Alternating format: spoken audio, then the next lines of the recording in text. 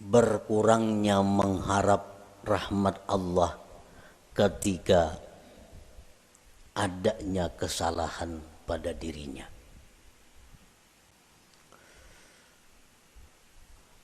Apabila kita melakukan satu dosa, apabila kita ketinggalan satu wirid yang rutin,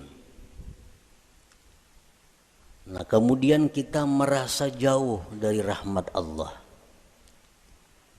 kita merasa jauh daripada kasih sayang Allah, itu menunjukkan bahwa kita namanya berpegang dengan amal.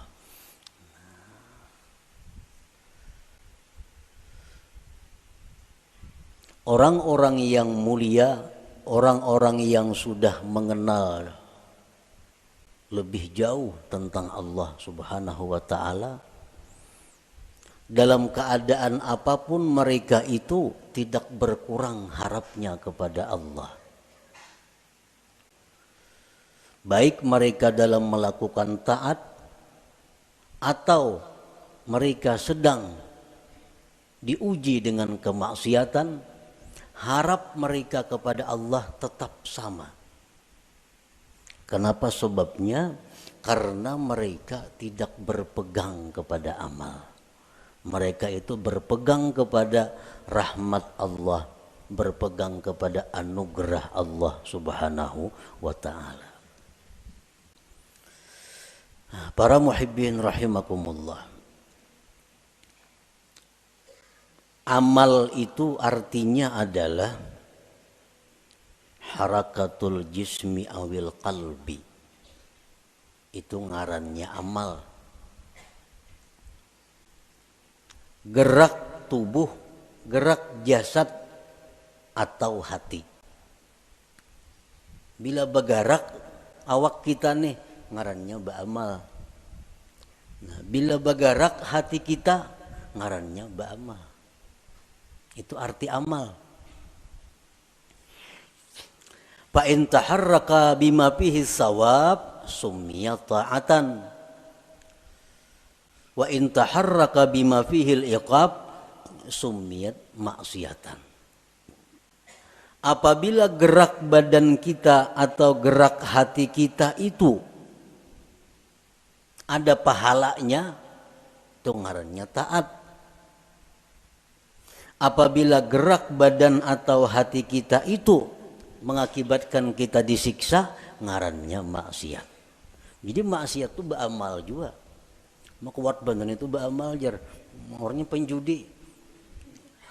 Kawah jadi padahal pak amalnya. Karena amal itu artinya gerak badan atau gerak hati. Bila bapahala ngarannya taat, bila maksiat ngaran, bilanya disiksa ngarannya maksiat. Itu arti amal. Nah, para muhibbin rahimakumullah, kemudian yang kita fokuskan perhatian kita adalah amal yang mendatangkan sawab, pahala atau taat. Kita tinggalkan amal yang mendatangkan siksa, yaitu maksiat. Nah, amal taat ini ada 3. Amal taat itu ada 3. Pertama ada amal syariat ngarannya.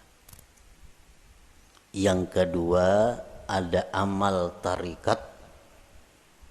Yang ketiga ada amal hakikat. Ini ketiga-tiganya adalah taat. Ketiga-tiganya adalah taat.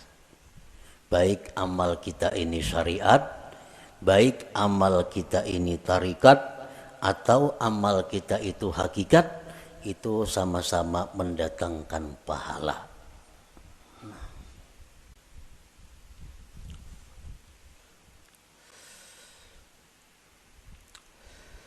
Amal syariat untuk apa? Para ulama tasawuf mengatakan amal syariat itu gunanya li islahil jawarih, untuk membaguskan anggota tubuh kita. Membaguskan mata, membaguskan telinga, membaguskan mulut, membaguskan tangan, membaguskan kaki. Itu disebut adalah amal syariat. Kayak apa mata supaya bagus? Jangan memandang yang diharamkan Allah. Kayak apa mulut nang bagus? Jangan berkata-kata yang dilarang Allah. Kayak apa batis nang bagus? Jangan melangkah kepada jalan yang diharamkan Allah. Kayak apa tangan nang bagus? Jangan menjamah atau menyentuh yang dilarang Allah. Nah, membaguskan anggota-anggota tubuh kita ini, itu urusan amal syariat ngarannya.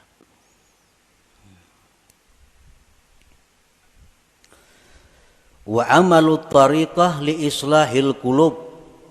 Sedangkan amal tarikat itu untuk membaguskan hati.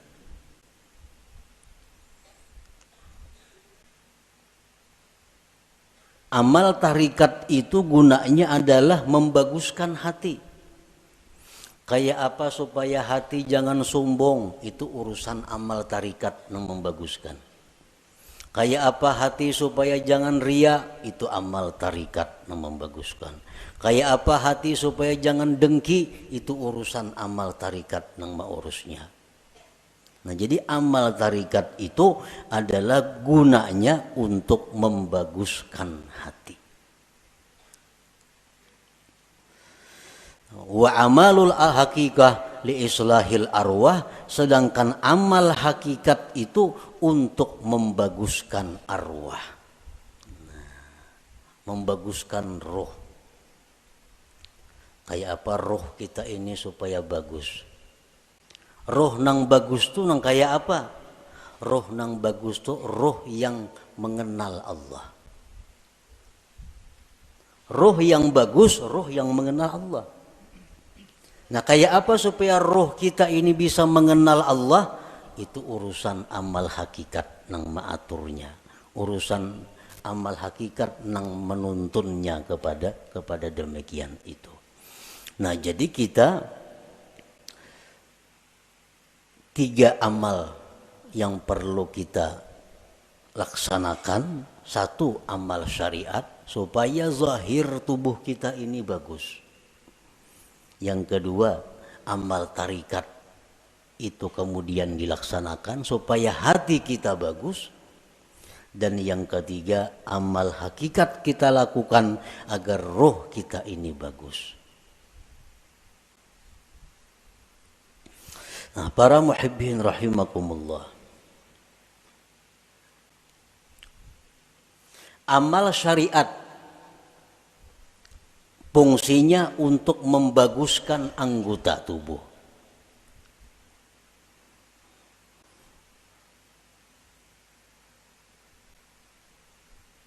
Amal syariat fungsinya untuk membaguskan anggota tubuh. Apa inti daripada amal syariat itu? Amal syariat itu saling banyakkan. Tetapi kembali kepada 3 pokok.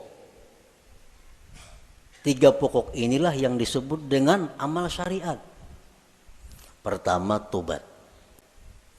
Nah, pertama tobat. Yang kedua, takwa. Yang ketiga, istiqamah. Nah, ini seluruh amal syariat kembali kepada 3 ini. Tobat, kemudian takwa, kemudian istiqamah. Nah, tobat artinya apa? Membersihkan diri daripada yang kotor-kotor. Membersihkan diri daripada maksiat-maksiat. Itu tobat. Dimandii, mandi itu tobat karena. Imbah mandi hanyar dipakaiani. Nah, dipakaiani betapi, babaju, bakupia, bermacam-macam pakaian. Nah itu adalah takwa. Nah kayak apa supaya jangan lepas pakaian itu dari kita? Ngarannya istiqamah. Membanu beselawar, membanu betilanjang tuh ada istiqamah ngarannya. Istiqamah ini selalu berpakaian. Artinya apa? Selalu menjunjung perintah Allah, menjauhi yang dilarang Allah dalam keadaan apapun. Itu istiqamah. Dalam keadaan susah, rajin ibadah. Dalam keadaan kaya, rajin ibadah. Dalam keadaan sakit, rajin ibadah. Dalam keadaan sihat, rajin ibadah. Dalam keadaan apapun ibadah kada tertinggal. Ini ngarannya istiqamah. Nah 3 hal itu urusan amal syariat.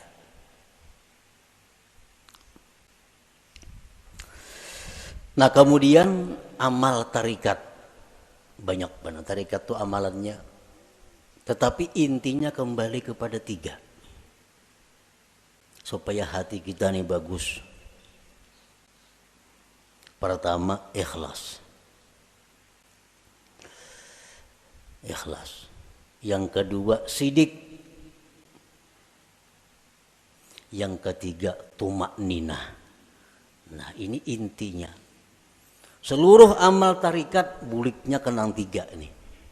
Bila yang 3 ini bisa kita laksanakan, maka kita sudah mempunyai amal tarikat ngarannya. Berarti sudah punya hati yang bagus. Pertama ikhlas. Yang kedua sidik. Setiap orang sidik pasti ikhlas. Orang ikhlas belum tentu sidik. Jadi sidik itu lebih tinggi kedudukannya daripada ikhlas.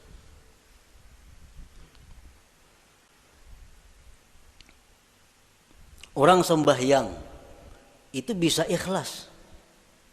Belum tentu sidik. Belum tentu sidik. Buktinya apa? Belum tentu sidik. Seringkali kita mengucap dalam sembahyang itu Bismillahirrahmanirrahim. Mulut kita. Tapi hati kita di manakah? Hati kita di rumah. Itu kada jujur ngarannya. Kalau orang yang jujur mulutnya Bismillahirrahmanirrahim, hatinya Bismillahirrahmanirrahim. Nah jadi kedudukan sidik lebih tinggi daripada ikhlas. Nah yang ketiga tumakninah. Tumakninah itu artinya tentramnya hati dengan Allah. Tentramnya inya tuh lawan Allah nang tentram. Lawan keluarga, anak, bini, laki, duit, harta, kekayaan, pangkat itu kadang membuat inya tentram. Tapi begitu mengingat Allah, hatinya tentram. Nah ini tumakninah. Ini urusan tarikat. Urusan tarikat. Jadi kalau orang sudah lulus dalam tarikat itu pasti tentram dengan Allah.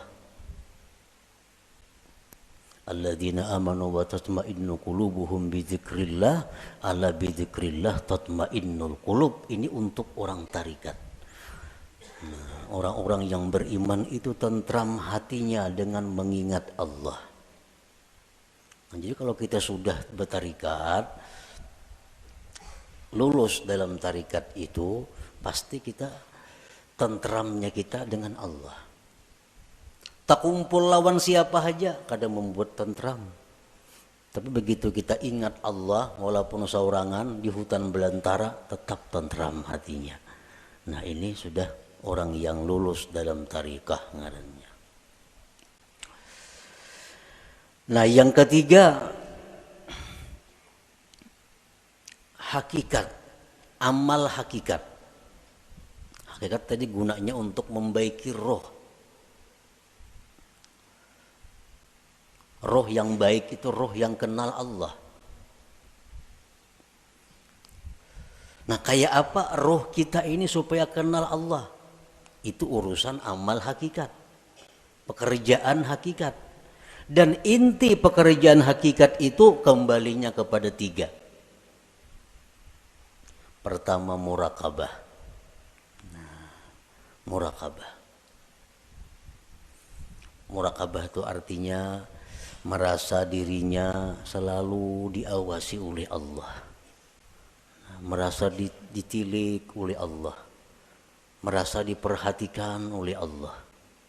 Lalu kada wani berbuat hal-hal yang kada baik karena selalu diawasi oleh Allah. Nah itu murakabah. Bila orang tuh kawak nangka itu merasa diri diawasi oleh Allah siang malam, di kamar, di rumah, di pasar, di kantor, di hutan, di perumahan, merasa selalu diawasi Allah, maka orang ini akan diberi Allah musyahadah. Nah musyahadah,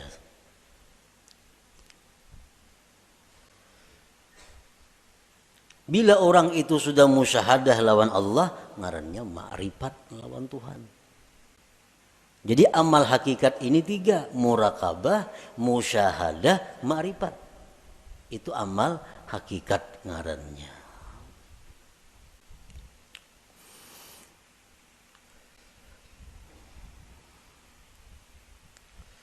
Wa'budillah ka'annaka tarah. Beribadahlah kamu kepada Allah seolah-olah engkau itu melihat Allah. Nah itu musyahadah. Beribadahlah engkau melihat Allah. Itu musyahadah ngarannya. Tapi fa illam takun tarah, jikalau engkau belum mampu melihat Allah, fa innahu yarak, Allah melihat engkau. Nah itu murakabah ngarannya. Kalau kita merasa dilihat oleh Allah siang malam bisukan kamarian dimanapun merasa dilihat oleh Allah, itu ngarannya kita murakabah. Satu saat kalau kita terus menerus demikian, kita akan musyahadah. Kita akan musyahadah. Bila musyahadah tuh diberi ma'rifat ujung-ujungnya. Nah amal hakikat itu 3 macam. Murakabah, musyahadah, ma'rifah. Nah para muhibbin rahimakumullah, jadi amal ada 3. Amal syariat, yang pertama kita laksanakan amal syariat. Tobat, takwa, istiqamah. Supaya apa? Zahir tubuh kita bagus. Yang kedua, amal tarikat. Supaya hati kita baik. Dengan apa? Ikhlas, jujur, tumakninah. Tentram dengan Allah. Yang ketiga, amal hakikat. Supaya roh kita ini baik. Nah, murakabah, musyahadah, ma'rifat. Para ulama sufi mengatakan la yasihul intiqal ila maqamin hatta yuhaqqika ma qablah. Tidak sah seseorang itu berpindah ke suatu makam, ke suatu amal, ke suatu perbuatan sebelum memantapkan sebelumnya. Sebelum mantap nang pertama jangan berpindah. Nang pertama apa tugas kita? Syariat. Amal syariat. Nah, jangan hendak masuk ke amal tarikat amun ini belum mantap. Jadi apa yang harus kita mantapi terlebih dahulu? 3 perkara. Tobat, takwa, istiqamah. Nah 3 ini diurus. Bila 3 ini kita sudah mantap, nah hanya kita naik ke amal tarikat. Pertama tobat. Jadi pengertian tobat ini jangan kita beranggapan bahwa nang batubat itu orang-orang periman nang perlu kada. Kita ini perlu kepada tobat. Jangan dianggap orang nang tengah jalan itu nang harus bertobat. Jangan orang-orang nang kada karuan itu kita anggap inya perlu bertobat. Sebenarnya kita sendiri mesti selalu tobat. Kita tiap hari mesti tobat. Kita merasa kadang-kadang orang aja yang perlu bertobat, seorang kada perlu asa baik. Nah ini nang kada mau naik kelas. Baumuran itu aja. Kenapa? Karena bila merasa tubat orang perlu bertubat seorang ini asa bujur sudah. Pada tubat itu perlu setiap orang. Walaupun lain-lain bentuk tubatnya. Sebagian orang ada yang mesti tubat daripada kafir. Sebagian orang ada yang perlu tubat daripada dosa besar. Sebagian orang ada yang perlu tubat dari dosa kecil. Sebagian orang ada yang perlu tubat daripada makruh. Tobat daripada khilaful aula yang kurang baik. Jadi setiap manusia dengan tingkatan apapun itu mesti tobat.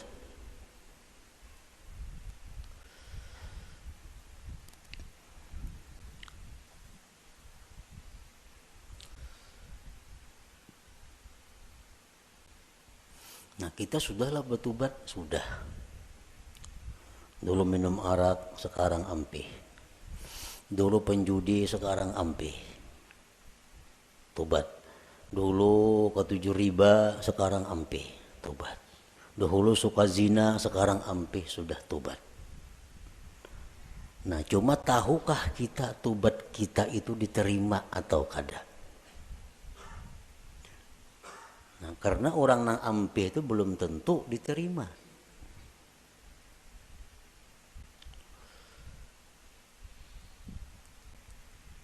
Intinya adalah diterima. Apakah tobat kita itu sudah diterima oleh Allah atau belum? Nah ini yang kada tahu. Maka kita kada boleh naik ke suatu makam, ke suatu tingkatan sebelum memantapkan tingkatan yang pertama, hanyar tingkatan yang kedua, mantap nang kedua, hanyar naik ke tingkatan nang ketiga. Selama kita belum biris tingkatan syariat, kada akan bisa kita mengaji ilmu tarikat. Mengaji bisa, paham bisa, memakai pasti kada kawa. Memakai pasti kada kawa. Mau kada kawa.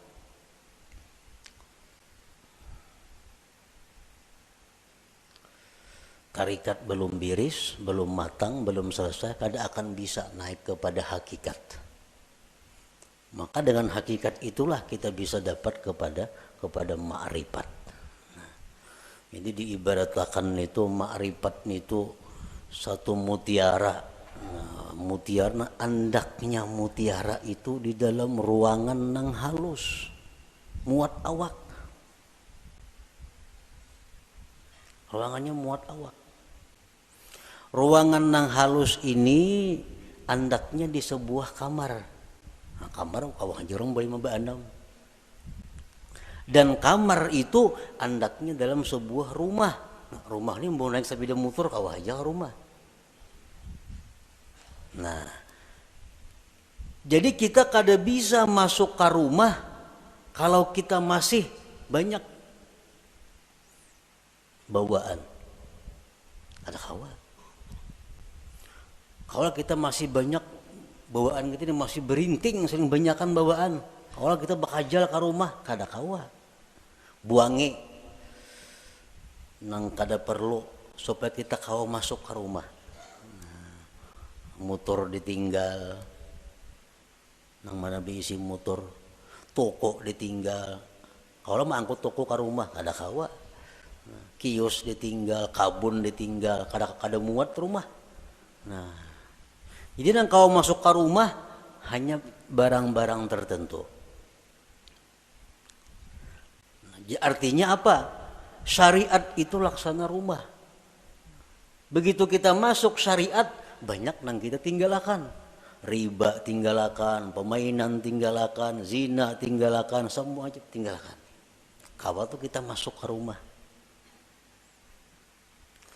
Nah, sepeda motor kawa dibawa ke rumah, sepeda kawa dibawa ke rumah. Begitu kita hendak masuk kamar, nah, ngalih membawa sepeda motor ke kamar, ngalih membawa kendaraan ke kamar itu. Pas ditinggal di luar kamar, baka karasan kada kawa bahanjuran. Nah, sama halnya kita ini kalau hendak masuk kepada tarikat, buangi gawian-gawian yang lain-lain supaya kita muat bandak di situ. Nah, hendak masuk pulang ke hakikat, halus kamarnya muat awak, jam tangan gin dipacul kada kawa, kacamata santuk pacul juga, muat beti lanjang aja kawa lagi. Nah hanyar kawa kita masuk ke kamar nah halus tuh untuk mengambil yang berharga yaitu mutiara atau ma'rifat itu. Nah itu artinya kita kada kawa melangkah ke situ kalau sebelum matang nang pertama. Nah syariat ini nang dibiriskan terlebih dahulu. Cara kita berjual beli, cara kita bergaul, cara kita makan, cara kita berpandir, cara kita berpakaian sesuaikan dengan syariat. Bila kada sesuai lawan syariat, hendak ke hakikat kada bisa. Jamin kada bisa. Napanya bisa? Pandirnya aja. Pandirnya aja bisa. Praktiknya kada bisa. Itu sudah hukum, ketentuan. Syariat kada mantap, kada kawan naik ke tarikat. Tarikat kada mantap, kada kawan naik ke hakikat. Nah jadi fokus kita ini adalah membaguskan dahulu syariat kita. Kayak apa membaguskan syariat? Tobat. Nang ketujuh menggibah, tobat. Nang ketujuh riba, tobat. Nang ketujuh memakai pakaian haram, tobat. Imbah kita tobat itu perlu diteliti, perlu dipikirkan, tobatku ini diterima juga kah, kada kah? Selama kita belum ada ketentuan tobat ini diterima atau kada diterima, hati kita masih kada nyaman, hati kita masih kada tentram karena belum ada kepastian tobat atau kada tobat. Takwa kemudian, ibadah, sembahyang, puasa segala macam. Istiqamah terus menerus seperti itu. Bila 3 macam ini kawa, nah ayo ya naik kita ke amal apa? Ke amal tarikat. Kita wajib mengusahakan syaratul kabul. Kita wajib mengusahakan syarat diterima tobat kita, diterima takwa kita, diterima istiqamah kita. Itu kita wajib mengusahakan persyaratannya supaya ini diterima oleh Allah. Sembahyang contohnya. Kayak apa sembahyang itu supaya diterima oleh Allah? Ada syarat-syaratnya. Yang pertama, supaya sembahyang itu diterima oleh Allah, syaratnya adalah ilmu. Kullu man bighairi ilmin ya'malu amaluhu mardudatun la tuqbalu. Tiap-tiap orang yang bekerja beramal tanpa ilmu ditolak, tidak diterima. Jadi sembahyang kita ambil contoh amal syariat sembahyang contohnya, supaya sembahyang ini diterima Allah kayak apa? Satu, punya ilmu. Belajar bujur-bujur sembahyang tuh. Rukuk kayak apa, sujud kayak apa, amun masbuk kayak apa, kada salat membaca Fatihah kayak apa caranya. Nah, bujur-bujur belajar sembahyang supaya sembahyang kita diterima. Yang kedua, supaya diterima sembahyang itu ikhlas. Berhubung ini amal syariat, ikhlasnya pun ikhlas syariat. Ikhlas syariat yang kayak apa? Sembahyang mengharapkan surga, sembahyang karena takut lawan api neraka, ikhlas menurut syariat. Sembahyang kita mudahan masuk surga dengan itu syariat bujur, ikhlas. Kenapa sembahyang? Takutan kalau pindah ke neraka mati, itu ikhlas dalam syariat. Jangan ada tujuan lain sembahyang. Contoh kita ambil contoh sembahyang supaya dipuji orang, supaya dihormati orang, dimuliakan orang. Jangan ada sedikit pun dalam hati demikian. Ikhlas. Yang ketiga, syaratnya diterima itu sembahyang atau amal-amal ibadah lainnya muwafaqatus syurut wal arkan wal adab. Sembahyang kita ini sesuai syarat. Penuhi syarat-syaratnya apa? Rukun-rukunnya apa? Adabnya apa? Orang nak sembahyang mesti berwudu, suci daripada hadas najis, menutup aurat, menghadap kiblat, masuk waktu. Nah, penuhi, bersihin najis, sucikan hadas dengan wudu, tutup aurat, tunggu waktu sembahyang, bila masuk hanyar sembahyang. Nah, itu syaratnya sudah biris. Syaratnya biris, rukunnya, rukun sembahyang. Rukuk kayak apa, bacaan Fatihahnya kayak apa, sujudnya kayak apa, sesuaikan dengan aturan. Embah itu pulang adab. Walaupun sembahyang ini syaratnya cukup, rukun cukup, tapi kada beadab, itu bisa kada diterima.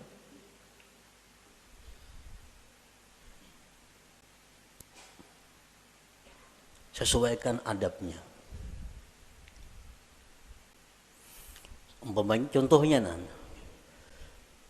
Contohnya sembahyang bakaca pinggang, Allahu Akbar, nah bakaca pinggang. Ini lawan syarat kada bertentangan, lawan rukun kada bertentangan, tapi adab bertentangan. Allah kada menerima sembahyang kayak ini. Harap tinggi Tuhan sembahyang kayak itu. Allahu Akbar. Nah, jadi adab sembahyang termasuk nang sunat-sunat dalam sembahyang dilaksanakan. Yang keempat, ada mubtilat wal mukrihat wal makruhat. Tidak ada yang membatalkan dan yang dibenci Allah. Sembahyang atau ibadah kadang membatalkan, kadang dibenci Tuhan. Kita gawi semua nang sunat, jauhi nang makruhnya. Yang kelima, al halal fi ma yata'allaqu bih. Halal pada sesuatu yang berhubungan dengannya. Nah, pada berhubungan, makan, minum untuk tenaga, pakaian, tempat. Itu mesti halal. Rasulullah bersabda, man akala luqmatan min haram lam tuqbal minhu salatu arba'in laylah. Orang yang makan satu suap daripada makanan yang haram tidak diterima sembahyang 40 malam. Sasuap tuh kita makan nang haram 40 malam sembahyang kita ditolak Allah. Sepiring berapa suap?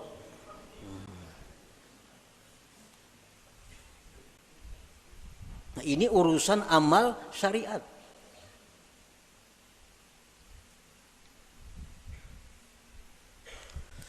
Pakaian kita mesti halal. Rasulullah SAW bersabda, man ishtara sauban bi asri darahim bisamanihi dirhamun haram lam yaqbalillah salatahu ma dama alaihi minhu syai. Barang siapa nukar pakaian 10 dirham, 1 dirham ada yang haram, kada Allah terima sembahyangnya selama itu masih ada. Nah, jadi kalau amal syariat ini kita biriskan dan kita usahakan syarat diterima oleh Allah, nah hanya kita melangkah ke amal hak tarikah. Hanya ke amal tarikah. Para muhibbin rahimakumullah.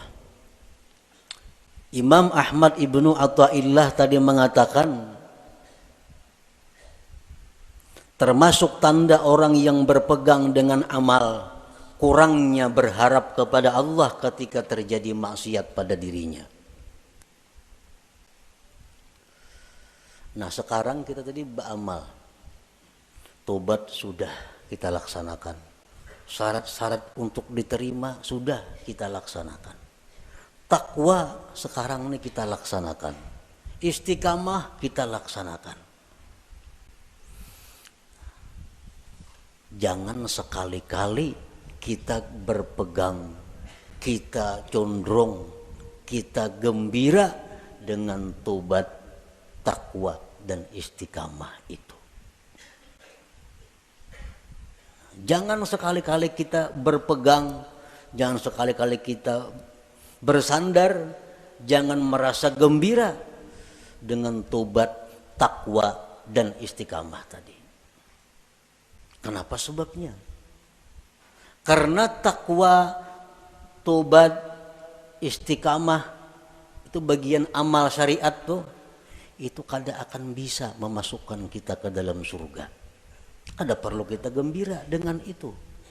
Lalu apa nang kita gembirakan, nang kita banggakan, nang kita gembirakan itu adalah rahmat Allah nang datang kepada kita sehingga kita bisa tobat, bisa takwa, bisa istiqamah. Nah, rahmat Allahnya ini nang kita gembirakan, bukan takwanya. Nah, bila kita menggembirakan dengan takwa yang kita lakukan, ngarannya berpegang dengan amal. Bila orang berpegang lawan amal itu, lawan Tuhan turun naik.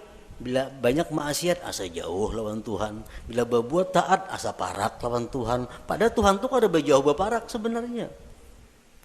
Nah, di situ kelemahan tauhid kita. Kenapa kita bila berbuat maksiat, asa jauh lawan Tuhan? Berbuat taat, asa parak lawan Tuhan. Karena kita berpegang lawan amal. Jika kita berpegang dengan rahmat Allah, apapun keadaan kita selalu dekat dengan Allah. Nah, baik dalam maksiat, kita dekat dengan Allah. Waktu taat, dekat lawan Allah. Karena kita berpegang lawan Allahnya, bukan dengan amal kitanya. Nah, ini min alamatil i'timad 'alal amal nuqsanur raja inda wujudi zalal. Rasulullah SAW bersabda, la yadkhula ahadukumul jannah bi amalihi. Seseorang kamu, ujar Nabi, selamanya tidak akan bisa masuk surga dengan amalnya. Nah, buat apa kita berpegang lawan amal?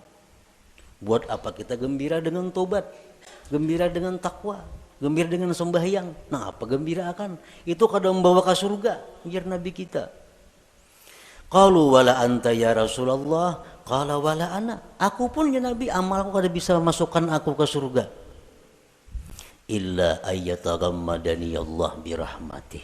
Kecuali Allah yang meliputkan aku dengan rahmatnya. Nah, rahmatnya ini yang kita gembirakan. Oh, kita gembira, kita suka tobat sebab Allah memberikan rahmat kepadaku. Bukan dengan tobatnya kita gembira, tapi dengan rahmat yang diberikan Allah kepada kita. Nah, itu yang kita pegang. Bila kita memegang rahmat Allah, kita kada akan berubah dengan Allah dalam keadaan taat atau dalam keadaan maksiat. Nah, inilah inti daripada yang dimaksud dalam hikmah yang pertama Imam Ahmad Ibnu Athaillah, min alamatil i'timad 'alal amal nuqsanur raja inda wujudiz zalal. Tanda orang yang berpegang dengan amal, kurang berharap, rasa jauh bila mana dia maksiat kepada Allah, padahal kada boleh itu. Jadi kita dalam taat dekat dengan Tuhan. Kita waktu maksiat pun jangan merasa jauh lawan Tuhan, tetap dekat dengan Tuhan. Karena maksiat taat itu adalah bagian daripada amal. Amal kada perlu kita pegang. Yang kita pegang adalah Allah, rahmatnya dan anugerahnya.